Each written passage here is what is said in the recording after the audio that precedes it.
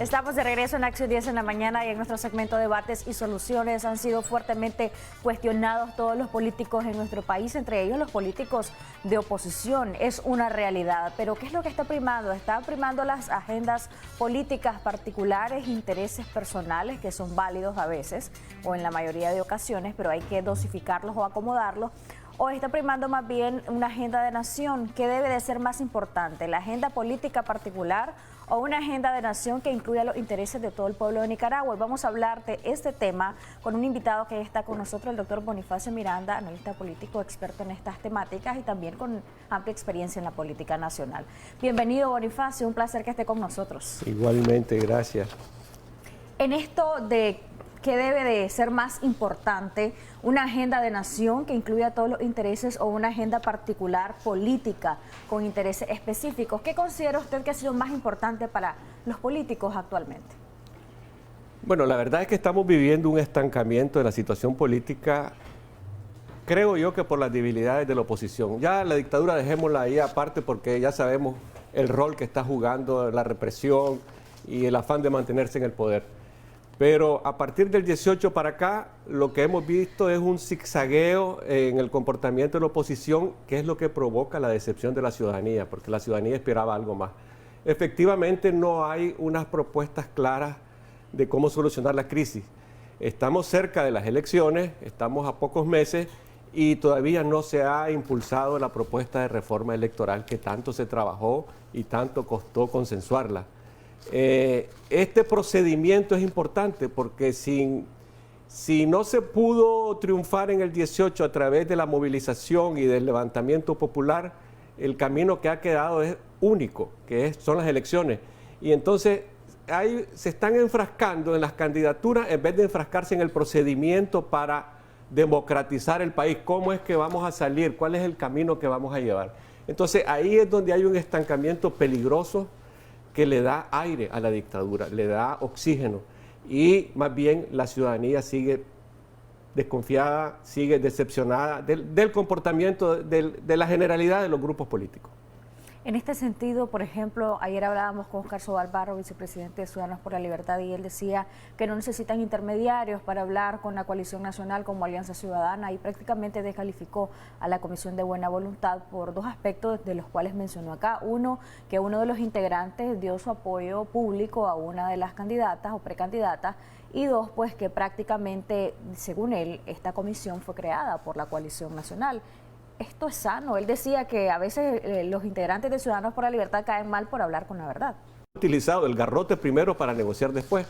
En este caso no utilizan el garrote porque no lo tienen, pero sí utilizan el discurso, la perorata, la descalificación hacia el adversario y con eso no van a lograr ningún tipo de negociación. Pero entonces la equivocación estratégica ha sido que han creado un grupo no para plantear su propia alternativa, sino para negociar con el otro. Y el otro grupo está muy claro y dice, no queremos negociación, nosotros ya tenemos una agenda clara y ellos marchan en su camino. Entonces ahí es donde vemos el estancamiento y la debilidad enorme entre los grupos de oposición. ¿Tiene razones válidas Ciudadanos por la Libertad y la Alianza Ciudadana para descalificar el trabajo de la Comisión de Buena Voluntad, usted desde su perspectiva de análisis? ¿O deberían de ser un poco más anuentes y decir, bueno, están haciendo su esfuerzo, podemos nosotros responder en el sentido de que sí los podamos incluir como elemento facilitador? Es que yo creo que más bien quienes crearon la Comisión de Buena Voluntad embrocaron a las personalidades. En el caso de don Fabio Gadea, de Tunerman y del mismo Denis Martínez, los han embrocado porque los han metido a una tarea difícil, casi imposible, que es la unificación de los grupos, porque la pelea no está en los procedimientos que vamos a utilizar para liberarnos de la dictadura, cómo van a ser las elecciones, que la gente participe, etcétera, sino que toda la negociación y la tarea que les encomendaron a ellos es la más difícil de todas, que es buscar cómo unificar las candidaturas. Nuevamente se colocó la carreta delante de los bueyes, porque el problema no son las candidaturas, sino las condiciones para ir a las elecciones. Entonces, lo lamento por la Comisión de Buena Voluntad, pero lo han quemado y más bien lo han degradado de la altura de notables que tenían. Porque además no se requiere una comisión para negociar entre los grupos políticos. La política es el arte de estar negociando y de estar haciendo planteamientos. Entonces, estar recurriendo a un tercero para que medie entre dos grupos demuestra la debilidad de quien lo propuso. Vamos a recordar a nuestros televidentes que pueden enviar sus audios con sus preguntas o comentarios con el debido respeto y máximo de 1 minuto al número 8512-2828, aprovechando nuestro segmento y también para que usted pueda participar y hacer sus comentarios, reitero, con el debido respeto. ¿Qué pronóstico le podemos dar, Bonifacio, a la ciudadanía sobre esto? He escuchado una y otra vez que lo que muchos ciudadanos que se identifican con la oposición sienten es incertidumbre, es decepción, es una cuestión de no saber qué les puede esperar a ellos como oposición y qué puede esperarse de cara al plazo de mayo, de cara a las elecciones mismas. Dirigida por un grupo político que viene de la insurrección, que viene de la lucha guerrillera, que viene de la conspiración y que tiene 50 años de estar más o menos en el poder, arriba o abajo, pero siempre ha estado en el poder. Entonces eso implica que la oposición tendría que desarrollar mayores habilidades para poder luchar contra ese grupo que tiene unas maquinaciones tremendas. Y lo que vemos es lo contrario, una incapacidad desde todo punto de vista. Lo único que la oposición tiene como bandera es la unidad, la unidad, la unidad. Y la ciudadanía puede percibir correctamente la necesidad de la unidad, pero la unidad tiene que darse sobre cierta base y sobre una estrategia determinada. Y ahí es donde están patinando, porque toda la estrategia es crear la coalición para presionar a C por L para negociar las candidaturas. O sea, eso ha sido en pocas palabras todo. Y por eso es que la ciudadanía se decepciona. Y tiene razón. Yo también me decepciono porque digo, ¿qué pasa? Cada día los veo como el cangrejo, para atrás, para atrás, para atrás. Entonces, ese es el problema central, la incapacidad política para poder enfrentar a la dictadura. Y obviamente la dictadura no está en un buen momento, pero si el otro adversario está mucho más débil o se pega contra las paredes a cada rato, entonces el resultado es que sobrevive quien está en el poder. Entonces, eso es lo peligroso ahorita. Miren, en vez de estar peleando por las candidaturas, lo correcto es que los diferentes grupos, empresarios, grupos sociales, productores, transportistas, de todos los sectores sociales, junto con las iglesias y los partidos y todo, convoquen a una conferencia de emergencia para salvar el país, una conferencia de salvación nacional para discutir el tema de la reforma electoral. Ya Ortega aguantó hasta el 21, se impuso su voluntad a punta de palo. Y entonces, ahora que ya estamos cerca del 21, lo que necesitamos es redefinir las reglas del juego electoral para que la ciudadanía participe y decida la mayoría el gobierno que quiera. ¿Con quién o qué sectores estarían discutiendo esto de la reforma electoral? ¿Dentro de los mismos sectores de oposición o estarían haciendo un nuevo llamado al gobierno para que le presenten de manera directa y oficial: esta es la propuesta y hasta aquí podemos negociar y esto no lo vamos a ceder? Exactamente, eso es lo que se requiere. Y pongo el ejemplo de la Revolución Francesa. Los estados generales se reunieron y dijeron: ya no queremos más esto está grave, ya tenemos que hacer cambios. Señor rey, y además querían hacer cambios moderados. Pero en el caso nuestro es distinto. Yo retomo el ejemplo histórico solo para decir que la nación debe reunirse y decir: un momento, señor Daniel Ortega, necesitamos cambiar las reglas del juego, esto no puede seguir así. Pero entonces lo que hemos visto es un muñequeo tremendo por imponer a determinados discursos de distintos precandidatos, distintos planes en un momento como este en Nicaragua. ¿Y qué opina, por ejemplo, de uno de los últimos que ha salido al público durante la presentación de su libro, Arturo Cruz, quien ha sido calificado como que prácticamente quiere un gobierno conciliador si llega al poder, como que quiere hablar con los sandinistas? Incluso acá en el programa él dijo que el piso del frente son 25% y que cuando no hay unificación de fuerzas de oposición pueden llegar al 35%, y que él incluso tiene que apostar para, como candidato o como precandidato en este momento, ganarse ese otro 10%, restárselo al frente sandinista. ¿Qué opina de todo esto? Sí, mire, lo que pasa es que como hay un pleito por las candidaturas, un pleito por quién va a dirigir el carro, quién es el que va a manejar el carro, porque el que maneja el carro es el que va a montar a los pasajeros. Entonces las diputaciones las va a definir más o menos el candidato. Entonces hemos estado enfrascados en esa pelea en vez de estar enfrascados en los procedimientos. Entonces de repente comienzan a plantear los programas Y los programas son bonitos, técnicamente bien redactados, 200 páginas sobre esto, sobre el otro, sobre la agricultura.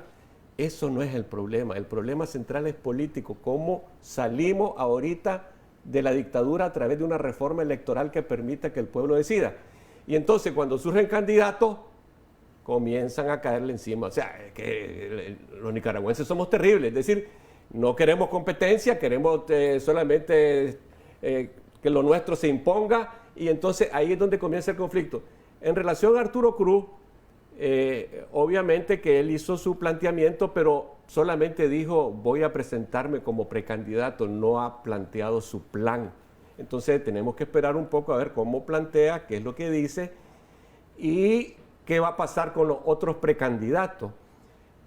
Ahora, todo está claro, parece que C por L tiene una definición ya, un camino a tomar. Ellos ya abrieron una lista para inscribir sus precandidatos y es obvio que cada día que pasa es menos probable que se dé esa unidad que está planteando el otro bloque. Aunque... Clara, ha tenido una definición clara. No se metió a la coalición, no estuvo en los pleitos, en las conspiraciones y todo. Ellos tenían un camino trazado. Entonces, el problema es el otro sector que definió una política en función de presionar a C por L para la negociación. O sea, que los dos quieren manejar el carro. Evidentemente que ha sido clarísimo eso, pero el problema es que mientras uno tiene claro para dónde va, el otro lo que tiene claro es cómo se monta en el carro. Y ese ha sido el error estratégico de los grupos de la coalición, incluso de la Unidad Nacional, que crearon todo un movimiento para negociar y no para postularse como alternativa. ¿Qué queda ahora a estos grupos de oposición? Darle duro en la cabeza para que aprendan. Mi planteamiento es sencillo, no es una cosa grandiosa, es elemental. Estamos en marzo, falta abril y mayo, los diferentes sectores sociales, los empresarios, el COSEP, el Gran Capital, las diferentes organizaciones, más los grupos políticos, deben de reunirse y hacer un planteamiento, decir, señor Daniel Ortega, necesitamos reforma electoral sobre esto y estos puntos. Hay una propuesta ya de agenda consensuada que es la que se debe tomar como básica y que necesitamos que esto se implemente, necesitamos que haya un calendario para que esto comience a funcionar. De lo contrario, vamos a ir a las elecciones en las condiciones de la dictadura y ellos están apostando a que las condiciones sean cada vez más difíciles para que haya una alta abstención. Entonces, con el 25% que tienen, pueden llegar al 35, al 38% y se pueden imponer sobre los demás grupos. Y ese es el peligro. Y me preocupa enormemente que veo que están trenzados en el pleito de las candidaturas cuando lo central en este momento es discutir las condiciones de las próximas elecciones. Al final el pronóstico para la ciudadanía es que vamos a ver a una oposición dividida de cara a las elecciones. Es bastante probable, pero eso no debe preocupar, porque siempre han habido diferentes grupos. Lo que debe preocupar son las propuestas. Y sobre todo, antes de las propuestas, ahorita lo que tiene que preocupar es las condiciones de las elecciones, cómo van a ser. Siempre ha habido represión, siempre ha habido hostigamiento, eso no es tanto el problema. El problema es cómo se rediseña el sistema electoral. Acaba de haber una reunión del secretario general de la OEA con el grupo ProReforma, pero me preocupó el silencio, no hubieron declaraciones, no hubo nada. Quiere decir que la cosa está complicada. Entonces, si no hay presión social, si no logramos que los diferentes sectores sociales se reúnan en torno a un punto, hablan de la unidad, pero la unidad tiene que ser en torno a un punto nada más, que es reforma electoral para que hayan condiciones decentes para el próximo proceso electoral. Tenemos dos audios de nuestros televidentes, vamos a escucharlos y más adelante me gustaría que usted me diga cuáles serían esos elementos que se debe de pedir, se debe de exigir en esa reforma. Por ejemplo, hay muchos sectores que lo que anhelan es que se reforme el porcentaje para poder ser electo presidente, porque en cualquiera de los escenarios, pues cualquiera puede ganar prácticamente en este país con un poco más de un voto, o 2 votos, o 3 o 10 votos, y el porcentaje que está diseñado pues favorece este escenario justamente. Vamos a escuchar más adelante los audios. Me gustaría que conteste a esa pregunta. Bueno, evidentemente que en la propuesta de reforma habían 2 segmentos, uno que tiene que ver con las reformas constitucionales y otro que tiene que ver con la reforma de la ley electoral específicamente. En relación a las reformas constitucionales, que tiene que ver con si hay segunda vuelta, si hay reelección o no, todavía hay tiempo de hacerlo. la Constitución lo que dice es que la reforma constitucional debe hacerse en 2 legislaturas. Y la ley orgánica del Poder Legislativo dice que la legislatura comienza en enero y termina en diciembre. Si hay una reforma a la ley orgánica del Poder Legislativo que dice que la legislatura termina en mayo y la otra comienza en junio y que en un año hay 2 legislaturas, se cumpliría con la formalidad que establece la Constitución de hacer una reforma electoral en 2 legislaturas. Si hay voluntad política. Obviamente, todo depende del Frente Sandinista porque es el que tiene la mayoría del 60% y más de los diputados. Entonces, eso todavía no hay que descartarlo. Ahora, si ya se trata de hacer la reforma a la ley electoral, muchos de los aspectos que están contenidos en las propuestas constitucionales podrían incorporarse en la reorganización del Consejo Supremo Electoral, que esto es muy importante. El Consejo Supremo Electoral tiene facultades totales, es el poder más poderoso, por decirlo así, del Estado nicaragüense. Todas sus resoluciones no pueden ser cuestionadas. Si hay impugnación de fraude, no puede ser cuestionado. Tiene la última palabra. Entonces, todo eso tiene que cambiar y rediseñar internamente para que haya una descentralización interna dentro del Consejo Supremo Electoral. Primero, elegir magistrados que tengan cualidades, no solo de los partidos, sino de las propuestas de la ciudadanía.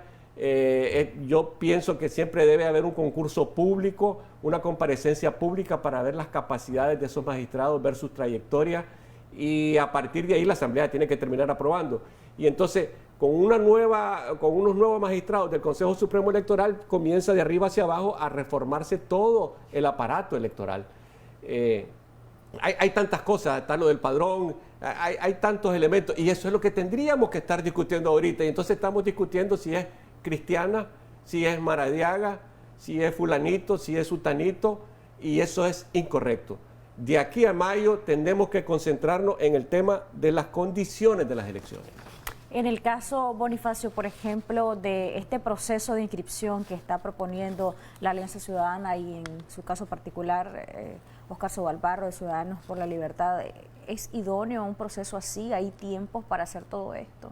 No, ellos lo que están diciendo es, no vamos a poner de dedo, sino que queremos que la gente se inscriba y aquí va a haber un debate interno. Todavía no está claro cómo lo van a hacer ellos, pero lo que sí está claro es que no van a consensuar candidaturas. O sea, todos los que estuvieron trabajando para llevar de vice a Maradiaga con la fórmula se equivocaron totalmente porque no van a negociar candidaturas. Eso ya está claro.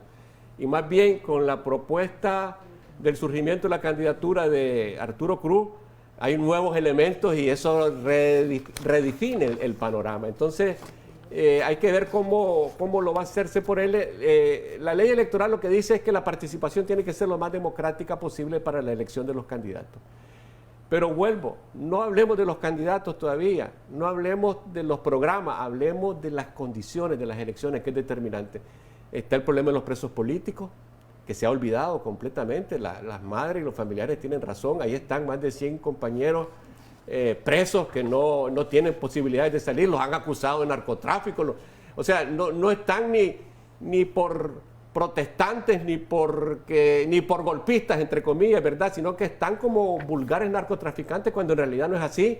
Tienen condenas altísimas, las condiciones de los prisioneros son terribles y todo esto se ha olvidado. Y está el pleito y sigue el pleito en las cúpulas por las candidaturas y eso es incorrecto. Eso la ciudadanía no lo acepta, lo rechaza. Y es parte de uno de los últimos comunicados, justamente el tema de los presos, que ha dado a conocer la Organización de Estados Americanos a través de su secretario, un comunicado de prensa donde justamente exigen esto de la liberación de los presos como una condición adecuada para un proceso electoral sí, que sea justo, que tenga condiciones. Es tan básico, pero mire, lo terrible es que lo dice la OEA en vez de que nosotros lo digamos, no los diferentes comités.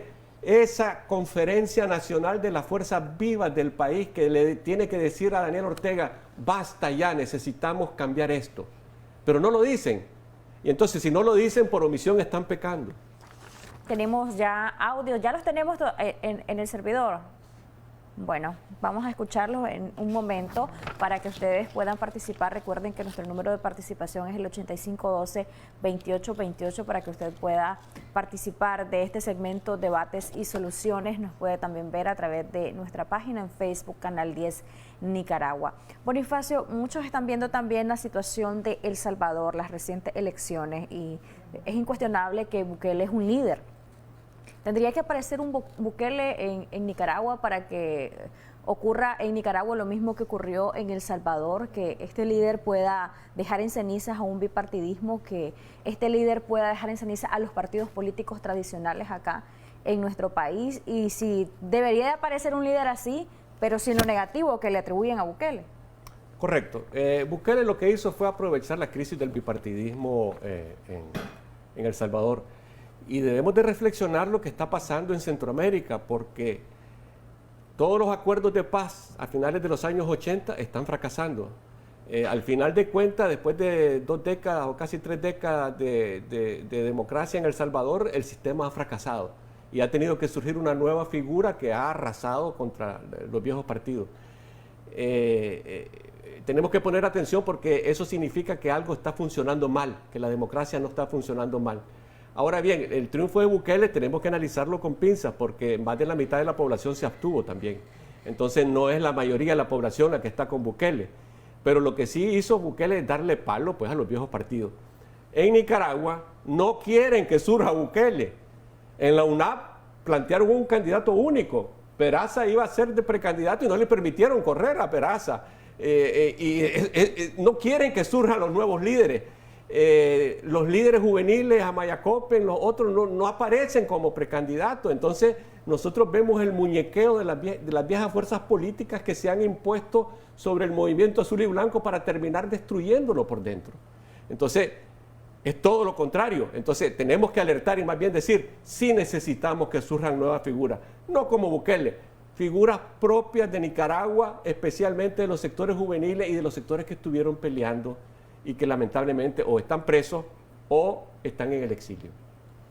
Perfecto. En el caso de nuestro país, específicamente, muchos han dicho que el plazo referencial que dio la Organización de Estados Americanos, que es mayo, no va a ser respetado por el gobierno y que al final pues, va a terminar haciendo su voluntad. ¿Esto tendría alguna reacción inmediata a nivel internacional? ¿Qué podemos esperar de la comunidad internacional? Porque de la oposición ya hemos hablado, cómo estamos hasta este momento, ¿no? Mire, la situación es delicada, porque en lo personal yo no espero mucho de la comunidad internacional. La comunidad internacional ha sido complaciente con la dictadura, porque la dictadura jugó bien desde su punto de vista. Lo que hizo fue aplastar el movimiento y decirles, mire, sin mí no pueden hacer nada en Nicaragua. Si quieren cambio, tienen que hablar conmigo. Eso fue lo que hizo Daniel Ortega, y la comunidad internacional ha terminado aceptando a regañadientes toda esa situación al grado tal de que le han vuelto a dar financiamiento a este gobierno. Entonces más bien ellos esperan de que los cambios sean graduales, pacíficos, lentos y todo. Ahora, ¿qué es lo que tenemos que hacer? Lo que tenemos que hacer es elevar la presión social interna, que es lo que no se hace. Y ahí es donde nosotros estamos patinando. Tenemos audio ya de nuestros televidentes, ahora sí los vamos a escuchar al 8512-2828. Gracias a usted por participar. Buenos días, vamos a escuchar el primero y va a ir haciendo su comentario Bonifacio uno a uno. Adelante. Buenos días, Canal 10. Mi respeto para ustedes. Una pregunta para el señor Bonifacio. Veo que solo se dedica a criticar de uno o el otro bando, pero al final yo creo que él tiene algún tipo de inclinación a alguna organización o partido. Entonces me pregunta, ¿por quién usted se inclina? Gracias. Gracias a usted por participar. Bonifacio. Yo me inclino por mí mismo. Es decir, aunque parezca vanidoso, lo que estoy tratando es de definir una posición. Mi partido dejó de existir por la ley electoral del pacto, ¿verdad? Como no participamos en las elecciones del 2001 porque no habían condiciones para participar, entonces nos quitaron la personalidad jurídica y desbarataron nuestra organización. Entonces yo lo que procuro es crear una corriente de pensamiento independiente que contribuya al proceso democrático en este país. Pero una corriente de pensamiento no con aspiraciones presidenciales, ¿o sí? Me han propuesto, pero yo soy consecuente con lo que digo. Primero peleemos las condiciones de las elecciones y después hablemos si puedo ser candidato o no puedo ser candidato. Yo soy consecuente con lo que digo. Ya que no está descartado, Bonifacio. No digamos que no. Bueno, vamos a escuchar el siguiente audio. Buenos días, adelante. Buenos días. Hablan de C por L. C por L tiene un doble discurso. Recuerden de que en las elecciones pasadas en las regiones dijeron de que ellos no eran colaboracionistas porque no iban a participar en las elecciones y al fin tuvieron participación. Entonces no son creíbles. Todos aquí tienen algo de no credibilidad. Por tanto, tienen que dejar esa arrogancia y todo eso y hacer la unidad. Eso es lo que necesitan. Muchas gracias por su participación. ¿Qué opina de esto? Y es algo que se le ha cuestionado a Ciudadanos por la Libertad, que por qué fueron a las elecciones regionales, y es algo que trae a colación la posibilidad de que nuevamente la oposición tenga que ir bajo resignación a un proceso electoral sin condiciones. Es que ¿saben cuál es el problema que tenía C por L? Y no soy de C por L, pues, para que quede claro. Es que si no participaba le quitaba la personalidad jurídica. Lo correcto hubiera sido que todos los partidos se hubieran unido y decir no vamos a esas elecciones porque hay una condición terrible en el país, porque acaban de masacrar a los jóvenes y necesitamos que esto cambie. Pero nadie más lo dijo, entonces tuvo que participar. Y además tengo entendido que no hicieron campaña, solamente inscribieron y ya está, no participaron. No hicieron campaña política, pues. Ahora, mire, si comenzamos a ver los problemas de cada uno, no hay forma de encontrar una sola opción, porque la realidad es así, es compleja y puede haber error en un lado, puede haber error en el otro lado. Lo que tenemos que discutir ahorita es qué es lo que tenemos que hacer. Entonces, si la única salida que tenemos es las elecciones de noviembre, entonces tenemos que pelear las condiciones para que las elecciones sean democráticas. Ahora bien, yo he alertado de que la dictadura probablemente quiera lanzarse las trancas y no se le presta atención porque están trenzados en la pelea por las candidaturas. Y cuando digo lanzarse las trancas es que quiera hacer elecciones a su medida, como Maduro en Venezuela, y vamos de viaje y después en enero, febrero está convocando a diálogo nacional, está llamando a los empresarios, está llamando a la OEA, está abriendo las puertas. Para acomodar las cosas. Exactamente, pero ya pasó, ya cruzó el río, ese es el problema. Entonces estoy alertando sobre eso y me ven como loquito, ¿verdad? Yo digo, miren, cuidado, no crean que esto es así nomás. Daniel Ortega tiene un estilo de que negocia al borde del abismo y todo, pero cuidado es que esta vez no quiere negociar y como la situación es muy compleja para él, se quiere lanzar las trancas. Y la oposición, por omisión, está contribuyendo a eso porque no está haciendo lo correcto. Lo correcto es, un momento, señor, ya no sigamos discutiendo más cosas, queremos ver las condiciones de las elecciones. El amigo televidente hablaba de arrogancia en el caso de Ciudadanos por la Libertad, según la opinión de él, pero ¿qué pasa, Bonifacio? ¿Aquí todos los políticos están libres de arrogancia o no están libres de arrogancia? ¿O hay arrogancia en un sector y en otro no? Bueno, yo digo que los seres humanos en cierta medida somos arrogantes, vanidosos y todo. No es correcto entrar en ese tipo de discusiones porque siempre vamos a encontrar errores y diferentes puntos de vista. El problema no es eso, dejemos de estar viendo lo que nos separa, veamos el punto que nos unifica. Y el punto que nos unifica es uno, si vamos a ir a elecciones, porque además se termina el periodo presidencial de Daniel Ortega y hay que cambiarlo, ¿verdad? Él logró imponerse hasta el 2021, ¿verdad? Se quedó hasta el 2021, entonces ahora lo que tenemos que hacer es, no perdamos la oportunidad, tenemos una oportunidad, la oportunidad es en noviembre, entonces la estrategia de la dictadura es abstención, división, dispersión, desmoralización, hagamos lo contrario, reunamos a todo el país, reunamos a los sectores más representativos y comencemos a plantear los puntos de la reforma electoral y comencemos a ejercer presión.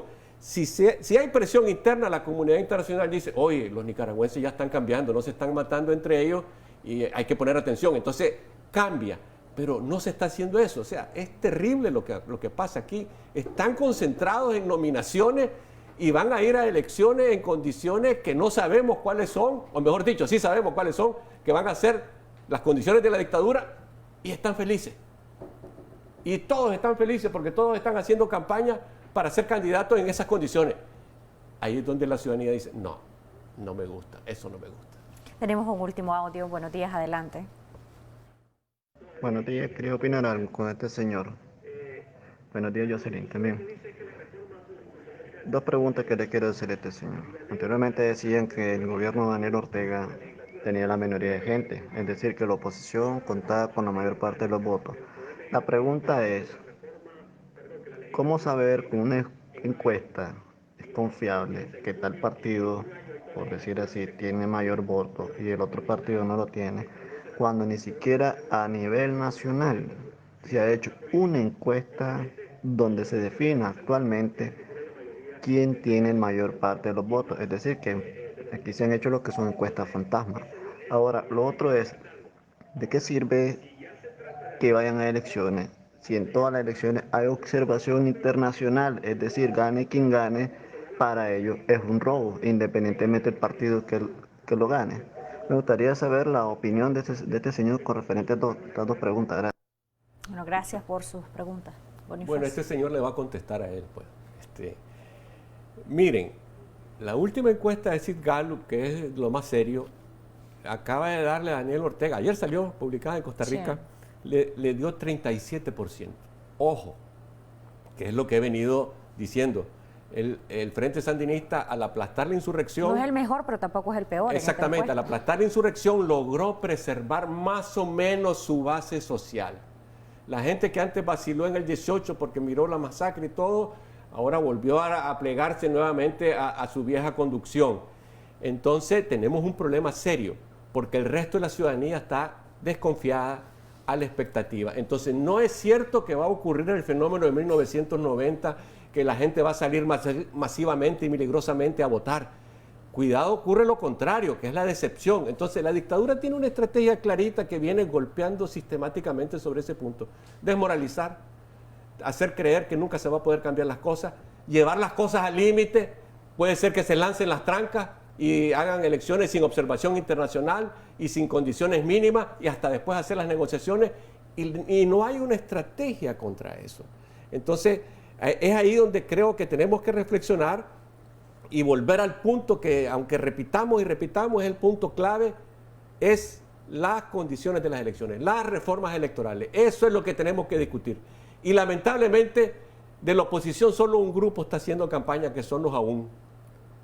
O sea, los critican tanto, les dicen que son hijos del COSEP, que son mercenarios del COSEP, etcétera, etcétera, etcétera, pero son los únicos que han estado repartiendo volantes y haciendo campaña por las reformas electorales. Recogiendo firmas también. Y recogiendo firmas. Entonces, es ahí tenemos el ejemplo de lo que de lo que debería hacer el conjunto de la oposición. Dejen de estar discutiendo candidaturas, dejen de estar discutiendo planteamientos. Ahorita es reforma electoral, de aquí a mayo reforma electoral. Y una vez que se logre la reforma electoral, que cada quien plantee sus cosas y veamos quién va a ser el candidato de la oposición, si va a haber unificación o no. No me preocupa eso porque en el 90 no hubo unificación y ganó doña Violeta. Y en el 96 tampoco hubo unificación y ganó Alemán. Entonces el problema no es la unidad. ¿Sabe quiénes son los que plantean la unidad? Los que quieren viajar al RAI.